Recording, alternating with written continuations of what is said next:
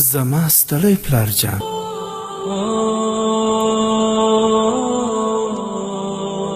زما پلار خو ډیر مهربانه و. کله به چې له دندې ستړی کور ته راغی نو ما به ورته وویل چې پلاره ستړی یې؟ ویل بې نه بچیه. کله به مې چې ولید اندېښنو کې به ډوب و نو پوښتنه به مې ورڅخه وکړه چې پلار جانه ستونزه لرې؟ په خندا به شو چې نه ګرانه. کله به چې بازار ته ولاړو دروند پیټی به یې په اوږه کړ. ما به ورته ویل پلاره نه په تکلیفېږې؟ په خندا به شو ویل نه بچیه سپک دی. کله به چې اختر و نو موږ ته به یې نوې جامې واخیستې خو خپله به یې زاړه اوتو کړي کالي واغوستل. ما به وپوښت چې پلاره ولې دې ځان ته نوي کالي نه دي اخیستې؟ ویل بې زما نوې جامې نه خوښېږي. راځئ چې زه مې د خپل پلار د ژوند قصه درته وکړم. زما پلار جان یو ډیر غریب کاره انسان و. هره ورځ به تلو خپلې مزدورۍ پسې او ماښام چې به کور ته راغلو جامې به یې په خاورو ککړې وې او مخ به یې هم سپېره و. دا چې پلار مې پر کوم حال و ما خو ځکه پوښتنه ورڅخه نه کول چې زه مې خپل د همزولو د بنډارونو څخه نه وم فارغه چې یا یوه ورځ یې کار ته ورشم کومک ورسره وکړم یا د ده د ستړیا په اړه کوم فکر وکړم. خو زه په دې هم نه وم خبر چې پلار جان مې کومه مزدوري کوي چې داسې په خاورو لړلی او چاودلي لاسونه کور ته راځي. خو موږ ته یې تیارې روپۍ ګټلې او موږ به مزې پکې کولې او بس. خو یوه ورځ مې چې کله پلار خپلې مزدورۍ پسې لاړ ماښام ته رانغلو. زه هم د شپې ناوخته مې د یارانو څخه راغلم چې مور مې راته وویل بچیه پلار خو دې له کاره تر اوسه پورې نه ده راغلی چې څه خبره ده؟ ما ورته ویل مورې خیر دی پرېږده چېرته به خپل د ملګرو سره مېلمه شوی وي. شپه تېره شوه سهار شو. بیا مې مور راته وویل بچیه ته ورپسې ورشه د پلار د مزدورۍ ځای ته چې بېګا ولې رانغلو. ما هم کار درلود خو بیا هم زړه نازړه مې ورسره ومنله او لاړم د پلار پسې. لاره اوږده وه ستړی هم شوم خو بالاخره د غره یوې څنډې ته ورسېدم چې یو چا دا ځای راښودلی و چې ستا پلار دلته مزدوري کوي هره ورځ دلته راځي د غره تیږې ماتوي. د نورو مزدورکارانو څخه مې پوښتنه وکړه چې زما پلار چیرته دی؟ هغوی راته وویل ولې کور ته نه دی درغلی؟ ما ویل نه.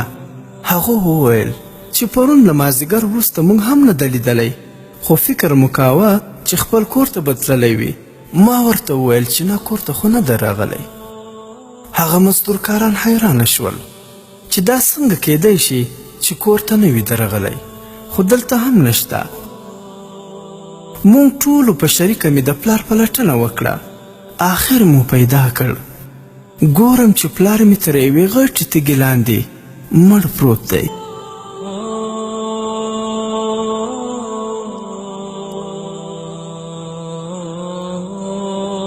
مزدورکارانو چې مې پلار ولید هغوی هم ډیر خفه شول. ویل مونږ څنګه په خبر شوي نه یو چې دی په داسې بېوسۍ حالت کې تر اوسه تر تیږې لاندې پروت و. هغوی تیږه لرې کړه او پلار جان یې راویست. خو ما هم ژړل او د پلار ملګرو مې هم ژړل. خو ما مې د پلار ملګرو ته وویل چې زه مې خپل بابا جان کور ته نشم وړلی. دلته نږدې کوم قبرستان شته چې هم دلته یې دفن کړو؟ هغوی راته وویل هو موږ ته نږدې یو کلی دی هلته به یې یوسو. پلار مو راواخیست او د جنازې وروسته مو هم هلته ښخ کړو. خو زه دې ته فکر وړی وم چې مور ته مې څنګه ووایم چې پلار مې بیا نه راځي هغه مو تورو خاورو ته وسپاری.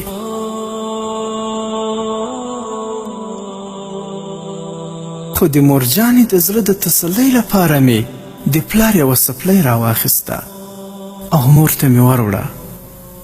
کور ته چې لاړم مور مې راته ویل چې زویه د پلار معلومات دې وکړو چې ولې نه ده راغلی.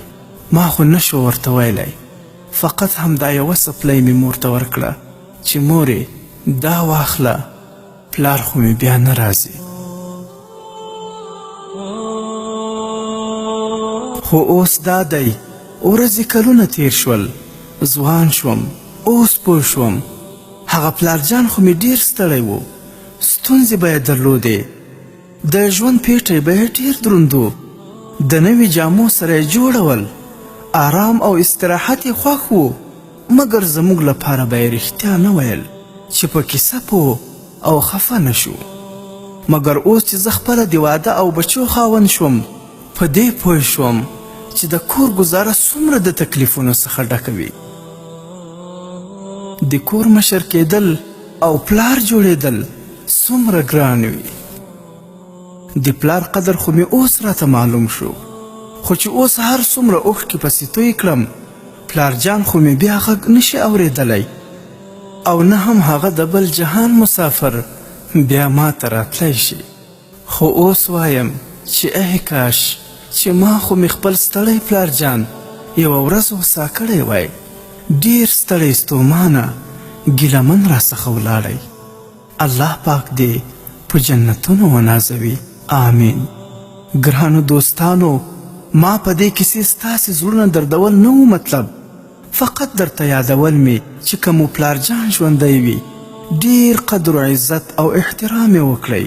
دا مو د سر سایه ده چې پس له مرګه به بیا زما غوندې ورپسې ډېر ارمانونه وکړئ، خو په ژوند کې احترام وکړئ او له ځانه یې خوشحاله وساتئ. ستړی به وي، هوسا یې کړئ، چې همدا مو د دنیا او آخرت کامیابي ده.